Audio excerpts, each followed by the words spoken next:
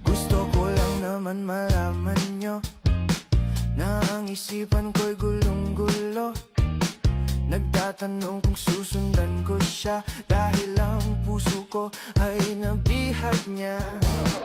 Alam mo bang minamahal ko siya at tunay ang aking nadarama. Kahit ako'y nagmumukhang tanga ay ayos lang basta kasama siya. Kahit sabihin pa ng iba nababaliw na akong talaga. Kahit mayroong ibang nagcha-cha-cha, nagrurumba, nagsasalsa, pwedeng sabihin nyo to sa kanya. Ang puso ko'y nahihirapan na.